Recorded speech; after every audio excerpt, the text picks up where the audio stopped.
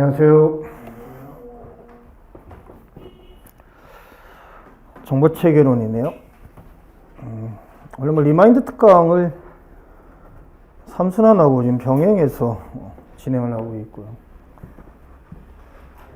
그래서 삼순환 강의 자체가 제가 예비선언하고 겹쳐가지고 네 과목이 진행이 돼야 돼요. 선택 과목에.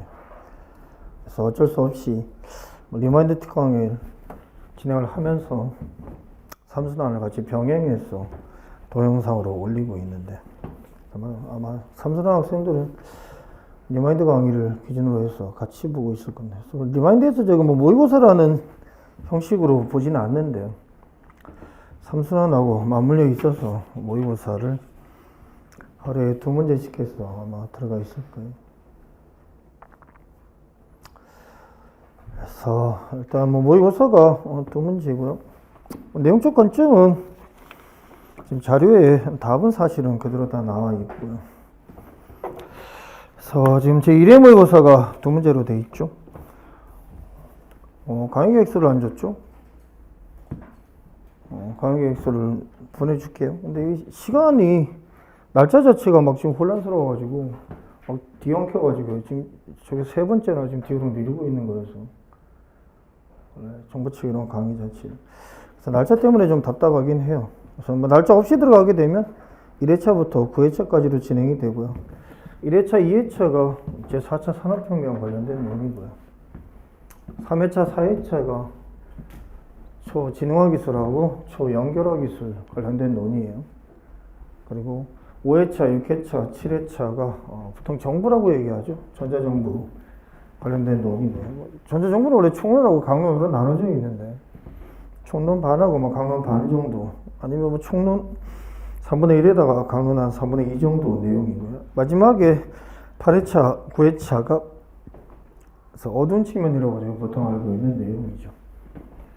마지막에 들었던 게 언제예요? 정보체계론요?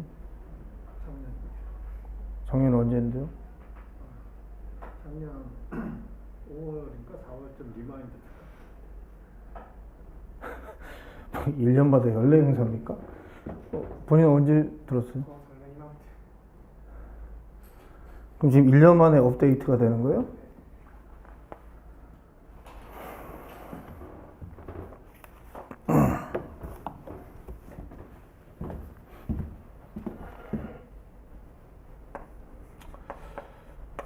삼순환이어서 전체 틀을 잡을 만한 여력은 없고요.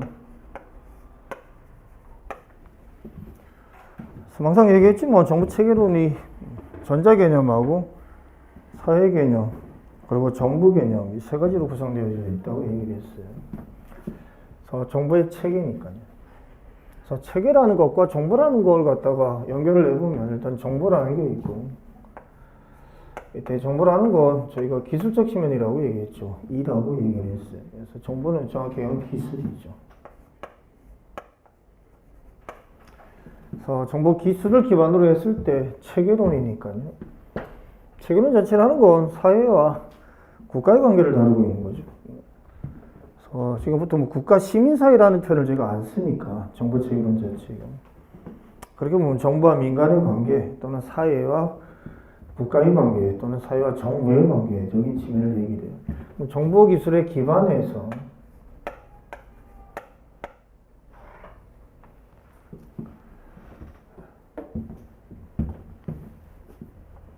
정보 기술 자체가 사회와 정부에 어떤 영향을 주는가에 대한 논의.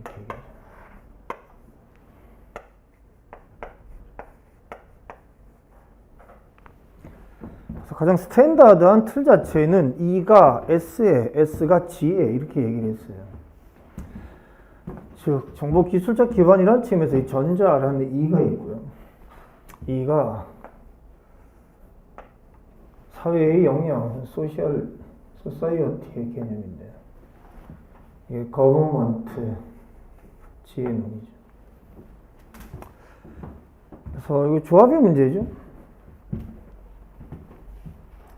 그래서 정보 체계론을 크게 나누면 3파트로 나눠진다고 항상 얘기를 하죠. 그래서 정보 기술적 측면에서 첫 번째 파트고요. 정보기술은 뭐 여러 가지로 표현을 하고 있지만 이레이 모의고사하고 이레이 모의고사가 지금 제4차 산업혁명과 연결되어 있는 구조예요. 제4차 산업혁명이라는 캐터고리적 측면의 논의인데 제가 보통 뭐 3순환 정도가 되게 되면 예비 1, 2순환하고 좀 다르게 완전하게 로크스 개념을 기준으로 해서 논의가 전개되어져요. 다른 말로 표현하면 전 타임이 지난주에 토요일 날에 아마 행정법이 끝난 것 같은데요. 3순환 사이클적인 측면에서 행정법에서 저희 초창기에 예비 1순환 정도까지가 포커스 중심으로 정리한다고 얘기를 하죠. 그리고 2순환을 넘어서면서 3순환으로 진입하게 되면 로크스 중심으로 정리를 한다고 얘기를 해요. 다른 말로 표현하면 타픽별로 기본적으로 정리가 되어지는 건데 초창기에는 포커스 중심으로 해서 행정법의 포커스는 통상적으로 크게 보면 두 축으로 다음 다시 쪼개게 되면 4축 정도의 프로세스 절차적인 측면이 기본이죠. 그래서 행정소송에 행정심판에 또는 손해배상에 또는 손실보상에 프로세스적 측면의 정리가 포인트예요. 그 중에서 90%는 행정소송이긴 한데요. 행정소송의 절차적 측면에서 이 프로세스 하나하나를 기준으로 해서 블록을 정리를 하고요. 그걸 앞쪽으로 던져본다 이런 표현을 쓰는데 이걸 제가 포커스 중심의 정리라고 얘기를 합니다. 근데 문제는 이런 식의 정리가 문제를 본격적으로 적용하기 시작하면 한계에 부딪혀요. 그래서 행정법의 문제라는 건 왓을 먼저 찾아내는 거죠. 사례적 관점에서 어떤 행정작용인가를 일단 뽑아내고 행정작용과 연결되어져 있는 블록 개념, 보통 논점이라고 하는데 논점 자체를 세팅 개념으로 이렇게 정리하는 방식. 네, 마찬가지인데 정보체계론도 이 정도 단계가 되면 즉 3순환 정도의 단계가 되면 포커스를 넘어서 로커스 중심으로라는 표현을 써요. 로커스 중심으로 얘기한다면 저희가 알고 있는 로커스 자체는 크게 보면 5개 정도밖에 없어요. 그래서 다른 말로 표현하면 정리를 하실 때 어떻게 하셔야 되냐면 기술을 중심으로 정리를 하셔야 돼요. 여기 핵심인데요. 기술을 중심으로 정리한다는 건 제4차 산업혁명을 중심으로 해서 제4차 산업혁명이 사회에, 제4차 산업혁명이 정부에 이런 식의 논의죠. 그러니까 만약에 행정법에서 행정계획이라는 게 하나의 로커스라면 행정계획적 관점에서 대상 적격이 또는 원고 적격이 또는 본안 판단적 관점에서 비례의 원칙에 적인 형량 명령이 또는 소송의 형태 유형적 관점에서 본다면 계획보장 청구권이 이런 식의 논의인데요. 즉 각각의 프로세스, 행정소송의 프로세스에 접목되어져서 연결되어야 된다는 걸 의미하고 있어요. 그렇게 본다면 동일하게 저희도 이제는 그 정도 단계는 되지 않았냐라고 얘기하고 있는 거고요. 그 정도 단계를 기준으로 본다면 따라서 핵심이 기술적 측면을 5개 정도로 나눠서 5개를 기준으로 해서 사회로, 5개를 기준으로 해서 정부로 이 기본적인 틀인 거죠. 그렇게 보면 5개는 어떻게 나누면 좋을까요? 첫 번째가요, 제4차 산업혁명의 논의가 들어오게 되고,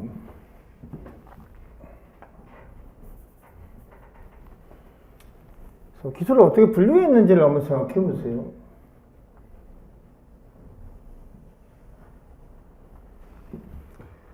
이렇게 들어가게 되면 산업혁명 개념으로 연결했던 논의가 있고요. 아마 대부분 정리가 돼 있을 겁니다. 재미난 게 기술적 측면의 논의는 지금 3년 정도를 기준으로 했을 때 사실상 변동이 없어요. 이 정보체계론이 최근에 그래서 진전되는 게 없다는 느낌을 저희가 계속 받게 되는데 진전되는 게 없다는 건 기술적 측면에 새로운 기술적인 측면에 부각이 없기 때문에 그래요. 그러니까 보통 저기 사이클성으로 보면 한 5년 정도의 주기, 그전에는 3년 정도의 주기를 기준으로 해서 계속적으로 변화가 있었는데 최근 5년 정도는 이 변화가 지금 고정되어져 있는 거예요. 그러다 보니까 정보 체계는 약간 뭐라 그래야 될까? 좀 정체되어 있는 듯한 느낌. 이런 식의 논의인데. 그래서 산업혁명 기준으로 보면 1차에서부터 4차까지로 저희가 분류를 했었고요. 정보혁명 기준으로 본다면 1차에서 3차까지로 얘기를 했었죠.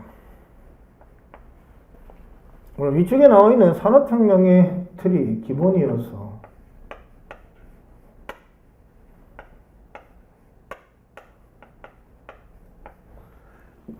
위쪽을 기준으로 보게 되는데, 그래서 로커스를 중심으로 잡는다는 건 오늘 모의고사 문제가 나와 있지만 그걸 기준으로 해서 던져보는 거죠. 던져본다. 그래서 지금 첫 번째 문제 자체는 가장 스탠다드하다고 생각하시면 돼요.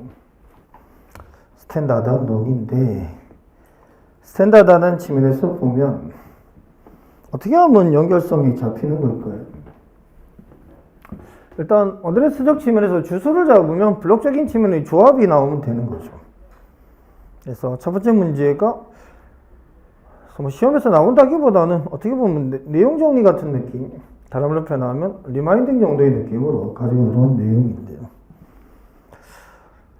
양가로 1번이 지금 인공지능의 스마트화 또는 지능화라는 표현을 쓰고 있고요. 양가로 2번 자체가 인공지능의 스마트화를 기반으로 해서 4차 산업혁명의 양대 메가트렌드라고 얘기하는데, 제가 보통 양대 메가트렌드 하면 뭐라고 표현하죠? 초연결성의 초지능화, 이 정도가 기본적인 측인 것 같은데 약간 좀 다르게 지금 표현을 했어요. 트렌드적인 측면 자체는. 그래서 초연결하고 플랫폼화를 기준으로 했죠. 그리고 세 번째가 자동화를 기본으로 하고 있고요. 자동화에서 기술적인 실업. 그래서 최근 논의가 정치학, 행정학, 정보체계론이 마찬가지인데요. 특히 행정학적 측면이 지금 정보체계론도 마찬가지긴 한데, 정치학은 아직까지는 유지가 되고 있는 부분이긴 하고요. 다만 행정학이나 정보체계론적인 측면이 양가로 1, 2, 3 또는 양가로 1, 2의 연결성이 없는 상태로 물어보는 경우가 많아지고 있다, 이렇게 얘기합니다. 다른 말로 표현하면 일종의 약수령이라고 제가 얘기하는데, 왠지 경제학 같은 느낌, 이렇게 얘기해요. 경제학 같은 느낌. 그래서 양가로 1, 2든 양가로 1, 2, 3이든 간에 조심하시게 돼서 세 문제 중에서 한 문제 정도를 제외하고 나머지 두 문제는 묻고 있는 대로 그냥 써라, 제가 이렇게 얘기를 해요, 최근에. 그래서 오늘부터 뭐 삼수나 행정학도 들어가긴 했는데, 행정학 첫 시간에 지금 오전 시간이긴 한데 제가 그렇게 얘기를 했었는데, 그래서 세 문제 중에 두 문제는 그냥 묻고 있는 대로 쓰세요. 다른 말로 2번 대목차, 1번 중간 목차, 열쇠말이라는 걸 고민하지 마세요, 이렇게 얘기를 해요. 열쇠말을 고민하는 과정에서 오히려 논리가 꼬인다. 왜? 다른 말로 뭐 논리도 없이 출제를 하는 걸 자꾸 논리를 맞추려고 노력하니까 문제가 더 심각해지고. 그래서 세 문제 중에서 한 문제 정도만 논리적인 측면의 연결을 보여주고 나머지는 묻고 있는 대로, 특히 양가로 1, 2나 양가로 1, 2, 3으로 제시한 경우, 문제에서 이런 경우에는요 그냥 그대로 쓰시는 게 좋아요. 저도 개인적으로 이제 포기를 했는데, 논리적인 흐름에 대해서 출제자가 뭐 논리적인 흐름을 잡지 않고서 출제하고 있는데 언제까지 뭐 꿈보다 해몽이라고 거기에 대해서 해석인 측면을, 그리고 더 나아가서 해석을 해줬을 때 고마워하질 않아요. 다른 말로 표현하면 학생들 지금 점수를 가지고 제가 뭐 확인을 해보면 그런데, 그러니까 이 논리적인 연결성을 가지고 잡으려고 할 때 논리적 연결성에 대한 고민적인 측면 자체가 득점 포인트가 되고 있지 않다라는 느낌이 들어요. 이해되세요? 어떤 의미인지 구조. 근데 왜 쓰라는 건 안 쓰고 쓸데없는 거 썼지, 이런 식으로 이제 생각을 많이 한다는 얘기죠. 그래서 뭐 채점자를 제가 만나본 적이 없어서 거기에 대해서 정확하게는, 근데 학생들이 어쨌든 뭐 점수가 이상해요 해가지고 많이 확인하잖아요. 본인 답안을 많이 확인하러 갔다 오긴 하는데, 그래서 뭐 작년 학생들 전체적으로 제가 좀 리마인딩을 해보면 일종의 피드백을 좀 해본 결과 그냥 쓰라는 대로 쓰는 게 낫겠다, 구조가. 그래서 쓰라는 대로 쓰세요. 다만 논리적인 연결성이 좀 더 명확한 어떤 한 문제 정도는 좀 보여줄 필요가 있다, 제가 이렇게 얘기를 하는데, 네, 재미난 게 큰 문제일수록 최근에 추세가요, 명확하게 묻고 있는 걸 갖다가 쓰라고 구분해서 출제하고 있는 게 일반적입니다. 양가로 1, 2, 3이죠. 그래서 작은 문제가 오히려 큰 문제에 비해서 Y적인 측면을 보여주는 게 더 낫지 않냐, 이렇게 얘기를 해요. 구성에서 보면. 그래서 어쨌든 산업혁명에서 제4차 산업혁명의 1, 2, 3차하고 비교한 대표적인 특징 자체를, 왜 2에서 본질은 속성 또는 특징이라고 얘기했어요. 2의 속성, 2의 특성인데요. 그래서 2가 속성이다, 특성이다 라고 얘기하면 기술적인 특성, 기술적인 속성이죠.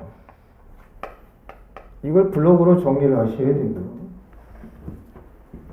이 속성이나 특성이라는 측면 자체를 기반으로 해서 속성 특성은 사실상 그래서 맥락의 측면에서 보면 이때 속성 특성은 크게 두 가지로 나누어져요. 이걸 제가 기술적인 측면에서 두 개로 나누는 버전인데 이게 초지능화적인 속성 그리고 초연결화적인 속성 이렇게 두 개로 나누죠.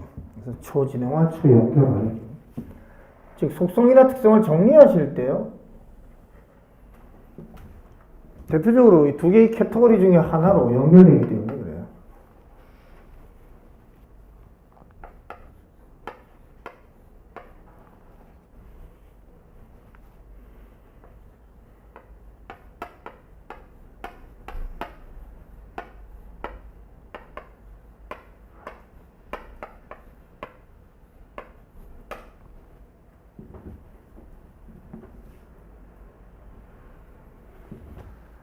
그래서 오늘 모의고사의 첫 번째 문제 같은 경우에는 이걸 약간 변형시킨 거예요. 논리구조가. 제가 보통 플랫폼은 뭐하고 연결되죠? 초연결하고 연결해서 저희가 보통 나와요. 왜? 이게 제가 통상적으로 이걸 기준으로 해서 이쪽으로 연결하죠. 정부 형태로 연결하게 되는데 이걸 기준으로 정부로 연결하게 되면 이건 뭐가 되고요? 플랫폼 정부. 또 이렇게 들어오거든요. 플랫폼 정부. 아래쪽은요? 진흥형 정부 이렇게 나누죠.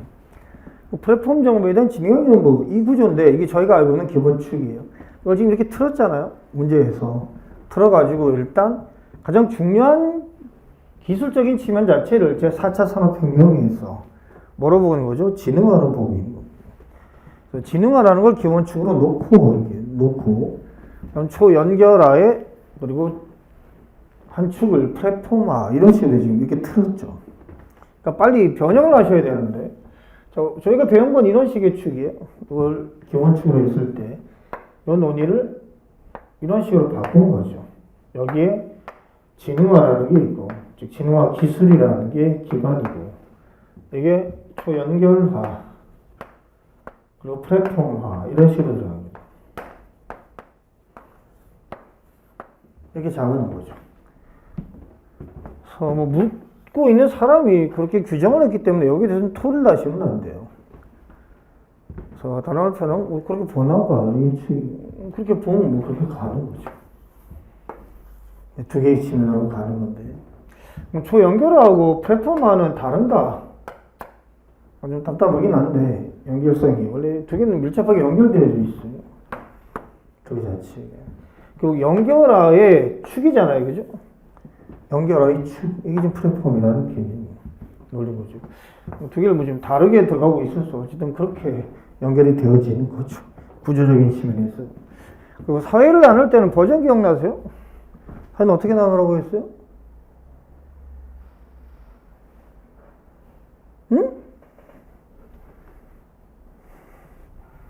사회는 어떻게 나눠요? 로커스 중심으로 갈 때하고 포커스 중심으로 갈 때 이렇게 두 개로 나누는데 로커스로 갈 때는 어떻게 나누죠? 보통요 경제사회하고 시민사회 이런 식의 구성으로 들어가게 되죠. 보통 뭐 정보 책임 쪽으로 본다면 약간 다르게 얘기하긴 하는데 비즈니스 또는 커스터머 또는 시티즌이라는 개념으로 들어가긴 하지만 저기 일단 첫 번째 로커스 중심이라고 얘기해요. 두 번째 포커스로 들어갈 때는 뭐라고 들어가요? 기억나요?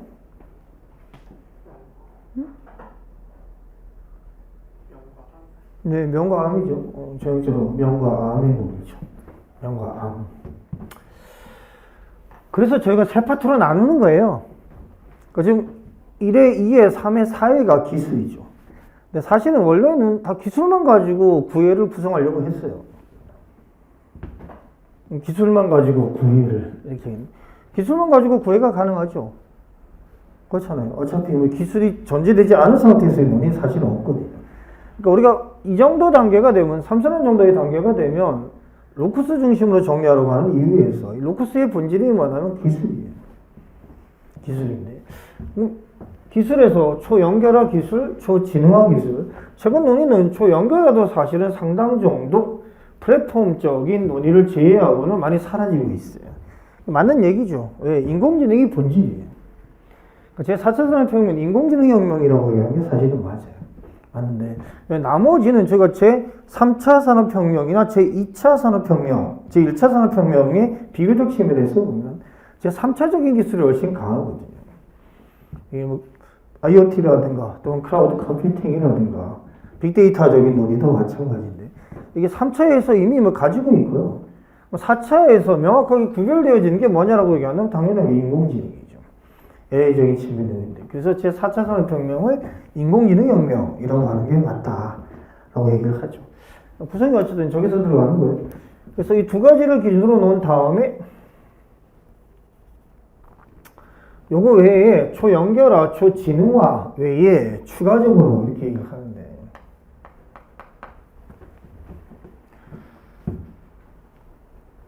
그래서 지금 올해 논의에서 모의고사도 마찬가지고 뭐 지금 자료들도 마찬가지겠지만 상대적으로 초연결화 기술과 초지능화 기술 기준으로 봤을 때 초지능화 기술 그중에서 특히 AI적인 지능과 밀접하게 연결되어져 있어요. 그래서 AI가 전체를 덮고 있죠. 덮고 있는데 그래서 이걸 제외한다면 나머지의 기술적인 지면이 뭐가 있을까라고 얘기했을 때 나머지 기술은 블록체인 정도가 기본이에요. 이걸 제외하면 사실상 나올 게 없습니다. 논리적으로 블록체인 정도인데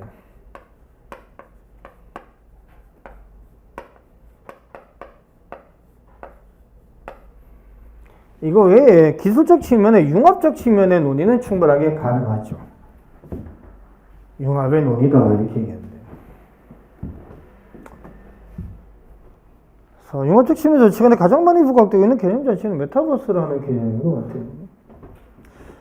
네, 문제는 이게 과연 구현이 되어질까? 메타버스라는 게 특히 정부 영역적 관점에서 메타버스가 어떤 의미를 가지고 있는지에 대한 논의인데 그래서 어쨌든 핫하긴 해요. 메타버스가 가장 핫하다고 얘기해요. 핫하다.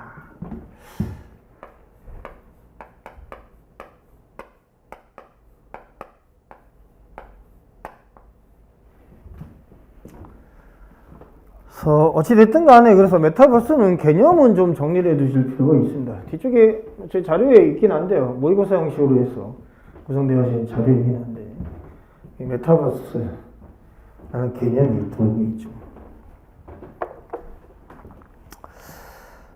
거기다가 여전히 살아있다면의 논의긴 한데 여전히 살아있다면 소셜 네트워크 서비스 SNS는 여전히 살아있어요.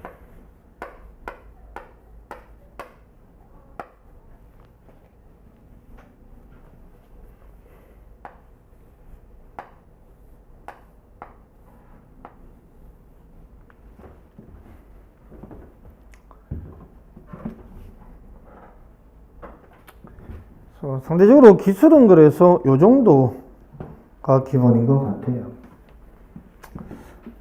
다만 개념적 측면에서 생각을 해보면 이런 식의 개념은 좀 생각해 보실 필요가 있는데요. 기술에서 디지털 기술이라는 표현은 좀 조심하실 필요가 있어요.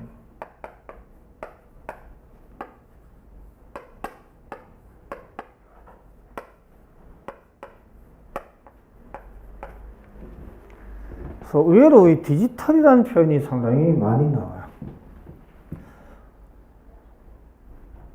그래서 지금 윤석열 정부 관련돼서 인수위원회에서 워낙 지금 발표가 없어서 내용적 측면 자체를 예측하기 상당히 어려운데 그나마 정보 책임론적 관점에서는 한마디 나온 게 있어요. 인수위원회에서 나온 게 있는데 인수위원회가 정보 책임론적 관점에서 새로 정부를 어떻게 지칭하냐 또는 어떤 식으로 규정하냐와 관련된 논의죠. 그래서 뭐 직관적으로 보면 각 정부별로 있잖아요. 한번 생각해 보시면 이명박 정부 때 뭘 얘기했죠? 녹색 성장이라는 걸 얘기를 했죠. 박근혜 정부 때요, 뭐 창조 경제라는 표현을 가지고 얘기했었고, 문재인 정부 들어오면서 글쎄 뭐 한마디로 얘기하기가 좀 어려운 부분이긴 한데, 보통 박근혜 정부에서 얘기했던 정부 3.0적 측면 자체를 약간 변형된 형태로 보여줬다 이렇게 얘기해요. 반면 윤석열 정부가 얘기하고 있는 게 뭐냐라고 얘기한다면 디지털 플랫폼 정부라는 게 지금 공식적인 명칭이에요. 정보 체계론적 관점에서 디지털 플랫폼 정보라는 표현이죠. 그래서 뭐 인수위원 중에서 한 분이 여기와 관련돼서 설명을 했는데 그 설명 자체가 저희가 알고 있는 아주 뭐라고 해야 될까요? 상당히 낮은 단계 정도의 수준에 현실적으로 구현되고 있는 사례를 가지고 코비드19적 관점에서 이 보건 영역 관련된 사례를 가지고 디지털 플랫폼 정보는 이런 식으로 작동하는 정보입니다. 이렇게 얘기가 나오는데 자 기술적 관점에서 뭐가 붙은 거죠? 디지털이라는 게 나온 거고요. 거기서 뭘 강조하죠? 플랫폼이라는 걸 강조를 했어요. 자, 디지털 플랫폼 정보 디지털이라는 기술의 플랫폼이라는 역할을 하고 있는 정보 디지털 플랫폼 정보 이런 식입니다. 디지털은 의외로 꽤 자주 나온다. 조심하실 필요가 있고 디지털을 기술적 관점에서 규정하는 게 쉽지가 않아요. 그럼 블록으로 하면 정리가 되어 있는 부분은 분명히 있을 텐데 여기부터 보통 이순환 정도까지 블록 정리에서 이 디지털 개념에 대한 아날로그에 대한 디지털에서 뭐 정리가 된 게 있을 겁니다. 이 작은 분량이라도 보통 한 6줄 정도 2점에서 한 3점 정도 분량으로 아마 정리가 되어 있을 텐데 이 디지털에 기반한 플랫폼 정보 디지털 플랫폼 정보 이게 거의 유일하게 보여지는 모습이에요. 그래서 윤석열 정부적 관점에서 바라보고 있는 정부 형태를 디지털의 플랫폼 정보 정도로 보고 있다. 그건 좀 생각을 해 보시죠.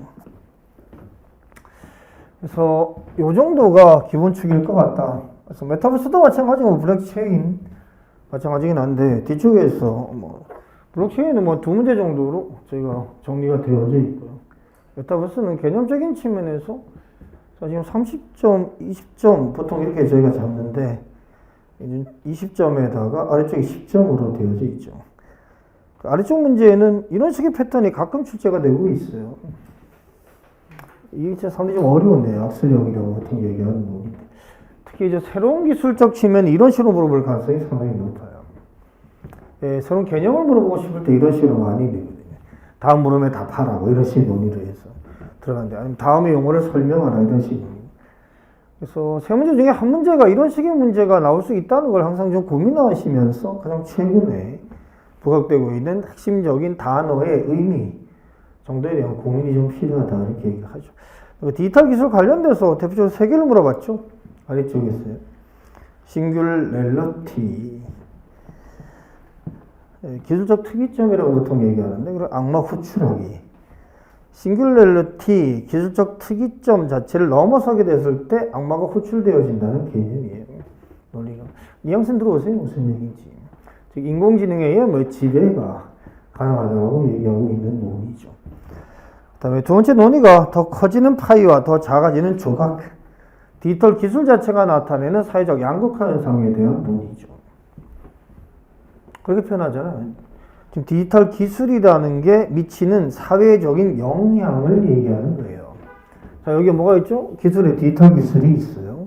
여기 이쪽으로 연결했잖아요. 사회적인 영향인데 영향은 포커스적 관점에서 두 가지라고 했죠. 명 그리고 암의 논의고 여기서는 주로 뭘 얘기하는 거죠? 암을 얘기하는 거예요. 암에는 어두운 측면이죠. 디지털 기술이 가져올 수 있는 어두운 측면 이런 식의 논의. 그래서 상당히 다양하게 들어간 거고요. 지금 일회 모의고사를 제외하고 나머지는 다 보충 문제라고 해서 두 문제씩이 더 붙어 있어요. 그래서 전체적으로 보면 4, 6에 24, 24문제에다가 두 문제에서 26문제 정도 구성되어져 있는데 그래서 1에서부터 9회까지가 아마 그렇게 논의가 되어져 있어요. 가급적이면 로쿠스 중심으로 들어가고 있고요. 다만 기술하고 사회하고 정부적인 측면이 계속적으로 접목되는 방식으로 돌아가고 있죠. 그래서 이 문제가 어떤 문제죠? 자, 디지털 기술이라는 이 기술적인 측면의 특성, 속성이라는 걸 일단 제시를 해야 돼요. 이걸 그냥 약술로 이렇게 하지 말고요. 양거래 영분에 뭐라고 되어 있는데 디지털 기술이 미치는 사회적 영향이잖아요. 간단하게 특히 그래서 이 작은 문제일수록 가급적이면 좀 보여주는 게 있어 보인다라고 지금 얘기하고 있는 건데 그 문제는 딱딱딱 쓰라고 하잖아요. 이렇게. 근데 오히려 작은 문제가 Y적인 측면에 논리적 연결성 자체를 보여주는 데 편해요. 그래서 그 세 개를 연결하게 되면 일단 디지털 기술 이게 가지는 속성, 특성 때문에 사회적인 측면에 어두운 즉 부정적인 효과가 나타난다. 이게 사회죠.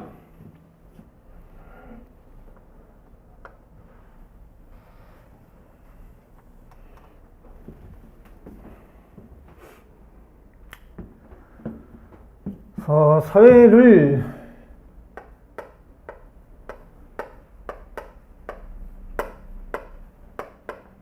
로커스적인 측면으로 이해할 때는 이렇게 이해를 하고요.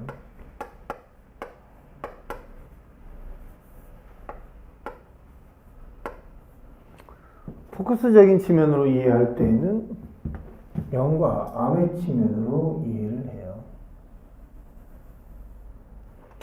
밝은 측면, 어두운 측면 이렇게 얘기하죠.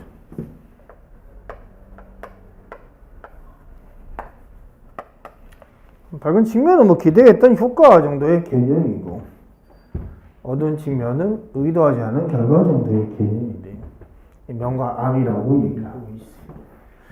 결국 사회에 미치는 영향인 거죠. 그러니까 기술은 속성, 특성의 논이고, 사회는 영향의 논인 거예요. 네, 사회 영향의 논의를 할 때 항상 머릿속에 담아둬야 되는 게 뭐라고 얘기했고요? 사례예요, 사례. 네, 대표적으로 어떤 영향이냐에 대한 논의인데, 사례라는 게 그래서 상당히 중요해요, 여기서. 영향에서 그래 본질은 그래서 사례죠, 사례. 사례적 논의인데, 그래서 어떤 사례가 밝은 측면에서 어두운 측면이 있어요. 각 기술에 대한 스탠다드한 사례적인 측면 자체를 좀 모아두셔야 돼요. 그래서 인공지능적 측면에서, 인공지능의 알고리즘적 관점에서 사회에 미치는 영향, 이런 식의 논의인데, 구성이. 아니면 로커스적 측면을 다르게 표현할 수도 있죠. 다르게 표현할 때 가장 대표적으로 두 가지로 표현했다는 거 기억나세요? 이 두 개가 잘 합쳐져 있는 개념인데요. 하나가 뭐예요? 민주주의. 또 하나가 경제. 전자민주주의하고 신경제 논의가 있어요. 최근에 이쪽 영역은 사실상 과거에 저희가 기출문제 분류 틀을 기준으로 보면 더 이상 문제가 좀 출제가 안 되고 있다고 얘기합니다. 특히 경제 부분에 대해서는 거의 지금 사장되어져 있어요. 그래서 우리 예비 때부터는 좀 바꿔야 되지 않나, 지금 틀을. 제가 제일 먼저 뭐가 나오죠? 전자민주주의가 나오죠. 1페이지에. 요즘 기출문제 이렇게 안 떠올라요? 1페이지에 전자민주주의 논이 나오고, 그 다음에 넘기면 뭐가 나와요? 신경제. 여기서부터 원래 들어가는데, 사회적 관점에서 보면. 근데 최근에 신경제가 안 나오거든요. 구성이. 안 나오고 있고, 전자민주주의 논의 자체는 전자투표 정도를 제외한다면 사실상 이것도 사장되어지는 측면이 있고, 오히려 이런 식의 부분은 어두운 측면하고 연결해서 많이 논의가 되어지고 있다. SNS 민주주의의 명암에서 암의 측면이라는 게 이런 식으로. 그래서 어떤 기술적인 측면의 강조보다는 그걸 통한 사회적 영향적 측면에서의 연결성, 그 중에서 특히 어두운 측면하고의 연계, 이게 최근에 많이 나오죠. 그래서 어쨌든 그럼에도 불구하고 이건 민주주의와 자본주의 논의예요. 민주주의와 자본주의에 어떤 영향을 미치냐. 그 국가 시스템적 관점에서 보면 세 개가 기본축이거든요. 민주주의, 자본주의, 관료제. 세 개인데, 민주주의, 자본주의, 관료제. 이걸 기준으로 보면, 민주주의와 자본주의적 측면에서 발달의 문제와 연결되어져 있죠. 그래서 이 디마크러시, 이 이카노미라는 표현 가지고 얘기했는데, 여기 E를 기준으로 하고 디마크러시, 이카노미에 대한 논의죠. 저기 아래쪽에 이 거버먼트라는 표현이고, 그래서 이를 기준으로 보면, 이의 맥락적 측면에서 보면,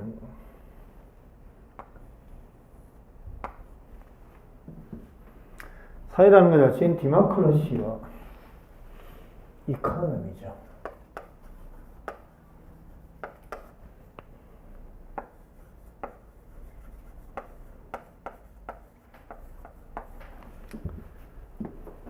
그리고 거버먼트.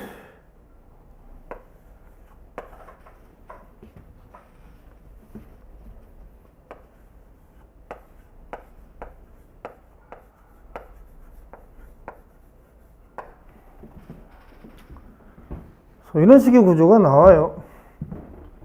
근데 마음에 안 드니까 이건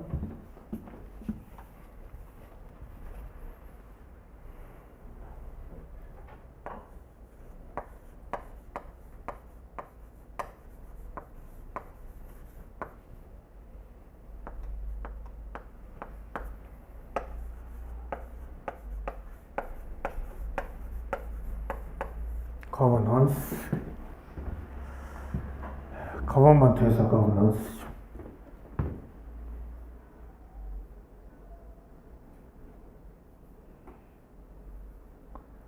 정부론이죠.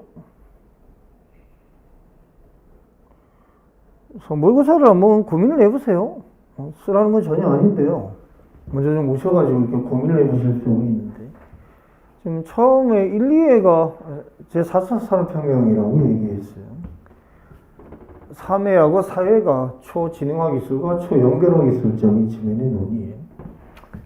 그래서 9회 중에서 지금 4회 정도를 일단 기본적으로 잡은 건데, 그럼 뒤쪽 논의는 그러면 기술하고 연결되어 있지 않은 거냐? 아니요. 기술에서 가요. 좀 생각을 잘 해보실 게 뭐냐면, 기술이라는 걸 기준으로 놓은 다음에 기술들이 공통적으로 만나는 지점이 있죠. 그죠? 공통적으로 만나는 지점. 이 지점적 측면은 예측이 포인트잖아요. 그러니까 그렇게 보면 정보체계론의 가장 사실은 명확하죠. 그러니까 범위는 참 넓은데 이게 답안을 쓰긴 쉽거든요. 이게 정보체계를 하는 이유인데 정보체계를 이런 측면에서는 상당히 뭐 거저먹는 듯한 느낌이 있거든요. 그것 때문에 여러분이 매력을 느끼는 거 아니에요? 응? 그 지방인연으로 왜 가는지 모르겠어요. 참. 하긴 뭐 이해가 뭐 안 되기도 하죠. 그죠? 제 수업에 20명밖에 안 오는 것 자체도 삼선한 행정학도 그것도 좀 이해가 잘 안 되죠. 본인 어떻게 생각해요? 이해가 돼요? 본인은 적게 들어오면 좋겠죠? 사람 많으면 박적거리고 짜증나죠. 이거 이렇게 널널하게 살다가요. 이제 풀렸잖아요. 거리두기도 풀렸어. 학원도. 뭐 저기 한번 가보세요. 난리도 아니에요. 지금 모여가지고 땀 뻘뻘 내면서 그냥 옆에 따닥따닥 붙어가지고. 저거는 뭐 거의 그죠? 코로나19 배양실이라고 볼 수가 있는데. 물론 뭐 1급에서 2급으로 지금 전염병 등급이 떨어져가지고 뭐 크게 문제는 없을 것 같긴 한데 어쨌든 배양소예요. 배양소. 쉬는 시간에 저쪽 근처로 가지 마세요. 저 401호 근처. 배양소야. 큰일 나. 네, 어쨌든 이해 관점에서 보면 이런 식의 구조잖아요. 그래서 5회하고 6회하고 7회가 지금 정부라고 얘기했어요. 이건데. 그래서 첫 번째 5회 모의고사의 첫 번째 문제 자체가 이 거버넌스죠. 정말 많이 나왔던 패턴이죠. 한동안 지금 안 나오고 있긴 한데 예전에 이 거버넌스는 정말 많이 출제되거든요. 10년 전까지만 해도 6문제가 막 몰려있어요. 이렇게. 최근에 상당히 좀 뜸해요. 이게 뜨건데 나올 때가 되지 않았나. 그래서 이 거버넌스 전자거버넌스니까 있긴 한데 구성해서. 그래서 어쨌든 사회적인 측면에서 논의를 할 때는 그래서 기본축이 마지막 8회, 9회 차에 있는 어두운 측면이 기본이고 명과 암에서요. 저 명과 암이라는 게 그래서 연결되어지는 거잖아요.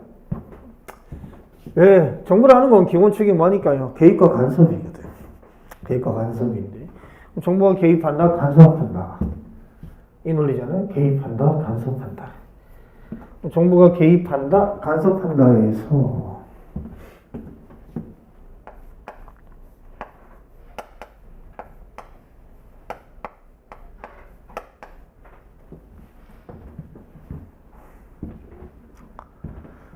재미나게도 정부 체계로는 저걸 두 가지로 크게 나누고 있죠.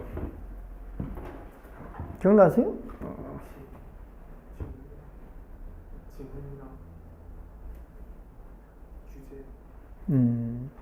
많이 똑똑해졌네요.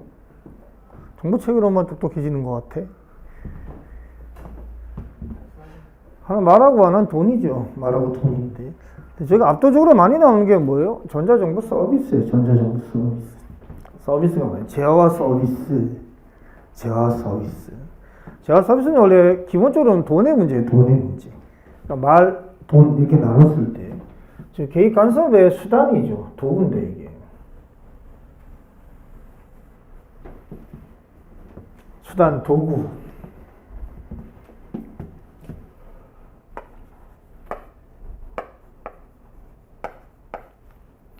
그래서 돈하고 말이다 이렇게 얘기를 하고. 돈이라는 것 자체는 돈을 쓰는 거예요. 이게 서비스 얘기예요. 말은 이 규제라는 틀인데요. 네, 저희가 기본적으로 내용적인 측면에서 보면 서비스는 그래서 참 많이 나와요. 잘 한번 생각해 보세요. 서비스가. 뭐로 연결해서 나오죠? 이 서비스죠. 이 서비스. 이게 이 서비스. 그래서 이걸 보면 서비스 개념이 강합니다. 규제는 오히려 저 위쪽에 나와 있는 명과 암의 측면에서 지능이냐 규제냐 사실상 이쪽이 더 가까워요. 그러니까 우리가 아웃풋이라고 얘기하는 정보적 관점에서의 논의인데 저 정보라는 게 거시 측면하고 미시 측면으로 나눠지거든요. 거시 측면은 크게 몇 가지로 얘기하죠? 세 가지로 얘기해요. 첫 번째 개발형 정보, 보통 뭐 최근에 플랫폼 정보라는 표현을 많이 쓰지만 그다음에 지능형 정보, 그리고 서비스 정보거든요. 이 서비스잖아. 근데 플랫폼 정보는 기술적 관점에서 초연결화, 지능형 정보는 초지능화 밀접하게 연결되어 초연결화, 초지능화 기술이 반영되어진 정보가 서비스를 제공한다. 이 구조인데 이때 서비스는 그래서 기준제사항으로 본다면 기술 기반 서비스가 계속 출제되고 있는 거예요. 즉 IoT 기반 또는 빅데이터 기반 또는 인공지능 기반 또는 클라우드 컴퓨팅 기반 아니면 블록체인 기반 마지막에 다 뭐예요? 서비스. 이런 식의 구조인데 그래서 만약에 이 서비스 논의가 나온다면 당연하게 기술하고 연계돼서 나올 수밖에 없죠. 그러니까 이 서비스. 그러니까 이게 재미난 게요. 이 이코노미, 이 디모크러시, 이 거버먼트에서 이 거버넌스로 그리고 이 서비스. 저게 저희가 보통 2로 연결되어지는 대표적인 로크스라고 생각하시면 돼요. 로크스 개념인데. 그러니까 이렇게 해서 대표적으로 해서 4개죠. 서비스까지의 논의로 들어가게 됩니다. 거기에 비해서 위쪽의 논의하고 아래쪽 논의가 연결되어질 때는 명과 암의 측면에서 지능과 규제가 기본축입니다. 그래서 지능 규제. 정부 역할은 지능 또는 규제죠.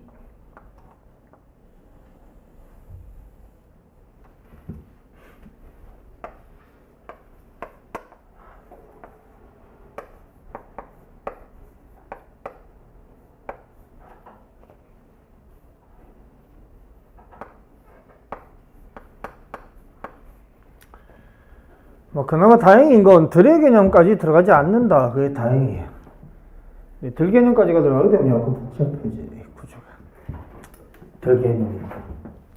행정학은 덜까지 따지잖아요. 지능이 덜, 규제가 덜 개념으로 들어가게 됩니다. 그나마 다행인 건 다만 규제 개념은 충분하게 나올 수는 있죠. 특히 뭐 자율 규제 이 논의가 부각되어질 가능성은 높은데 구조상으로. 그러니까 일단 초간단으로 정리를 하면 이 정도죠. 저희가 필요한 초간단 버전 정도의 개념입니다.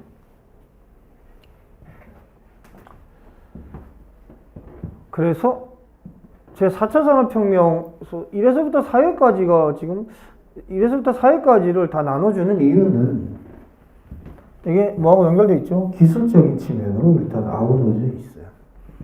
그리고 5, 6, 7 자체가 정부, 그리고 8, 9가 위에 나와 있는 명과 암에서 특히 암 이런 식입니다. 그래서 이걸 4회에 걸쳐서 하고 이걸 3회에 걸쳐서 하고 이걸 2회에 걸쳐서 한다. 이렇게 들어가고 있는 거예요. 전체 구도는 저렇게 들어갈 생각이고요. 내용적인 측면에서는 뭐 1년이 지났지만 달라진 건 없어요. 기본적으로 지금 뭐 변한 게 없어가지고 최근에 뭐 추가되는 내용들 정도? 메타버스라든가 저런 식의 논의들. 그래서 최근에 새롭게 부각되는 논의들은 별도로 묶어가지고 문제에서 계속적으로 지금 오늘 1회 모의고사에 두 번째 문제 같이 저런 식의 방식으로 계속 쪼개가지고 제가 물어보고 있긴 한데 네, 어쨌든 그 정도가 추가되시면 될 거예요. 내용적으로. 가장 안 변하는 과목 중에 하나이거든요. 정보체계 논의. 네, 왜 자꾸 지방이정으로 갈아타는지 모르겠어요. 지방이정론은요, 변화가 정말 많아요.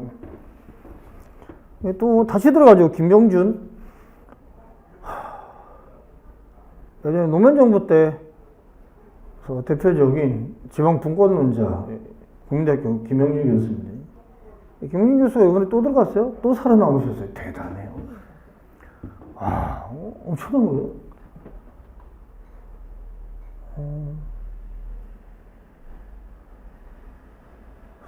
지방분권 특별위원회를 또 만들었잖아요. 인수위원회 내에서도 지방분권 특별위원회라는 게 있는데 여기서 또 왜 대통령이 기본적으로 어떤 분야에 대해서 잘 모를 때는요, 그 분야를 맡고 있는 위원장이나 일단 최고 책임자 자체의 입김이 상당히 있어야죠. 대통령이 지금 아시는 게 하나밖에 없잖아요, 그죠? 검찰 이거밖에 몰라요. 나머지 이제 전혀 모르거든요. 우리 구조 자체. 이 구조에서 상당히 좀 답답하게 진행되고 있긴 한데 논의 자체가.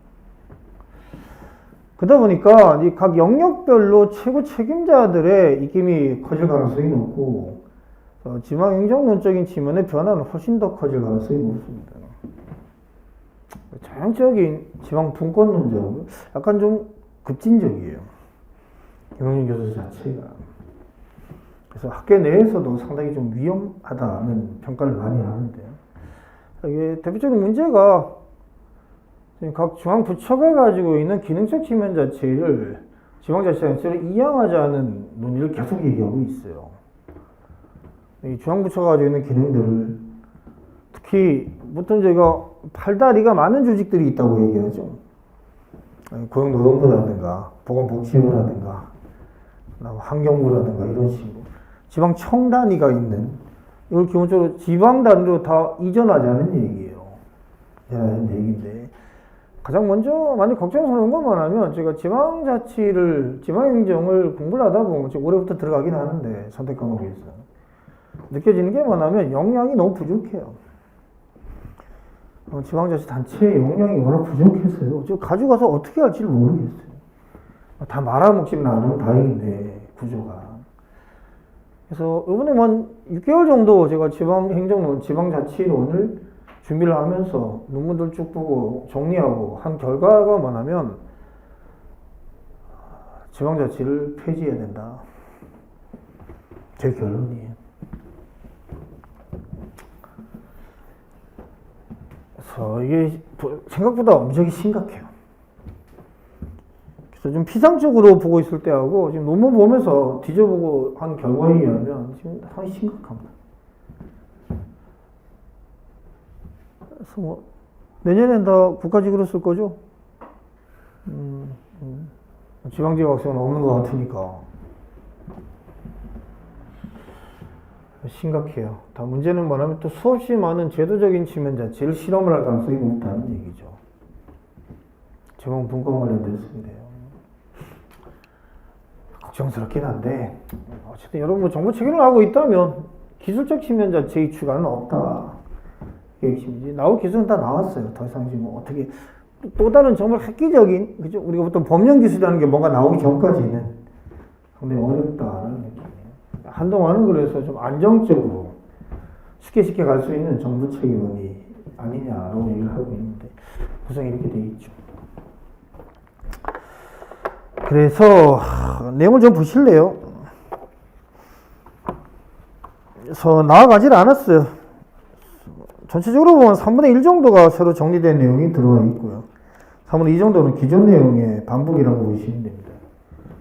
그래서 변한 게 없어서 새로운 내용이라고 해봐야 사례 정도의 논의들이 좀 더 부각이 되고 결국 조합의 문제라서 조합되어지는 내용적 측면에서 새로운 조합이 들어왔을 때 거기에 대한 논의가 들어오게 되죠.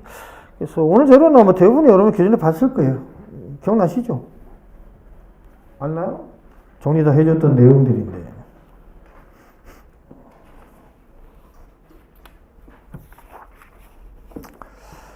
그래서 뒤에 보충 문제 보세요. 뒤쪽에 보면 보충 문제가 있어요. 이 페이지에. 그래서 그 내용에 대한 답은 다 자료에 있습니다. 자료인데 뭐 뒤에 보충 문제가 중요하지 않다는 건 아니에요. 중요하지 않다는 건 아니고 하여튼 요 정도 문제까지를 좀 풀어보시면 좋지 않을까라는 생각에서 단 전체가 다 제 4차 산업혁명 관련된 기술적인 측면에 기반을 한 각각의 로크스가 어떻게 연결되는지를 잘 보실 필요가 있습니다. 이 네 문제가 다 로크스가 어떻게 되지?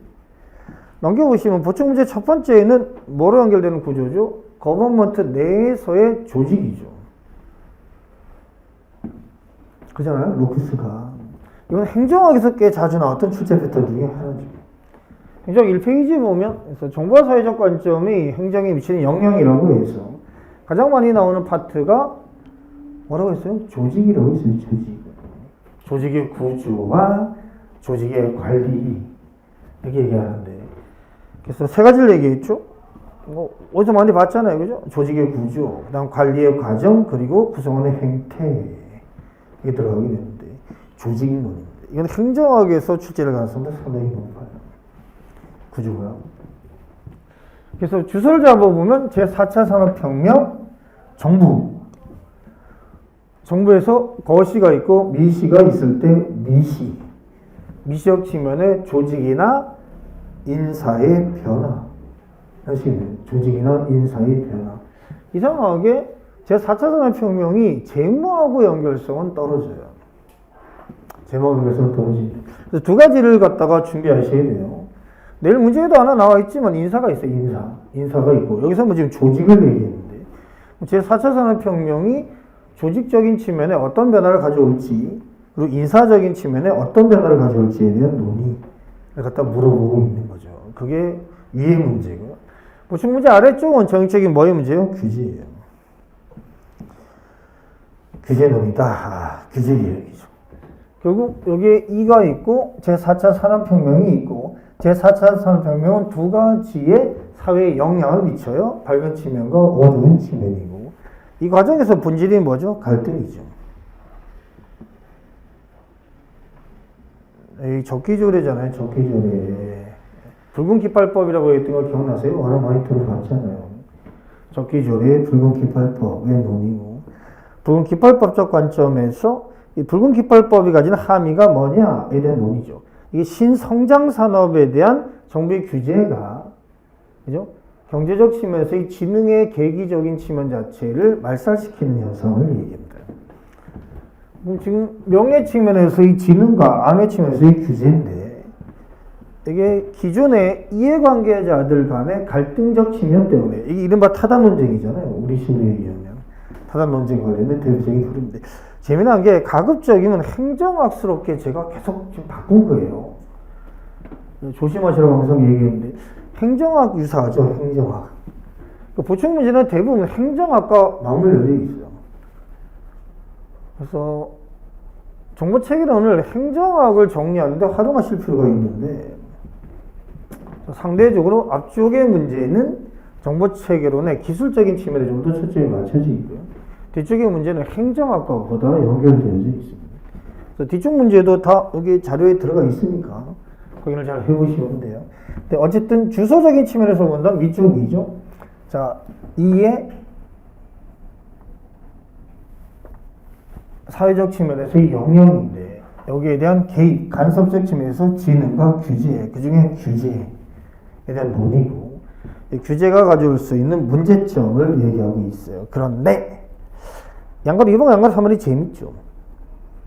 양가로 2번에서 입법 단계가 왜 중요한지 그럼 집행 단계가 아니라 입안 단계가 지금 중요하다는 얘기인데 왜 중요한지 그리고 양가로 3번에서 규제 개혁 작업에 있어서 준수해야 될 원칙을 한번 제시를 해봐라. 이런 식의 문제는 안 보면 몰라요. 틀려요. 틀리는데 정리가 좀 필요한 내용이 있어요. 이를 기준으로 해서 영향으로 갔다가 규제로 내리온. 그래서 이 그다음에 거기서 규제로 연결되는 구조죠. 그래서 이게 그림을 이렇게 자꾸 그려보세요. 이렇게 화살표를 이렇게 해가지고 이거 어떻게 가는 거지에 대한 논의인데 이렇게 돼 있죠. 그래서 원래 1회차부터 4회차까지를 한꺼번에 다 하려고 했는데 일단 자료가 좀 준비가 안 됐어. 어제 잠깐 쉬었다가 자료 가지고 4회차까지를 한꺼번에 진행하는 방식으로 가겠습니다. 잠깐 쉬어요.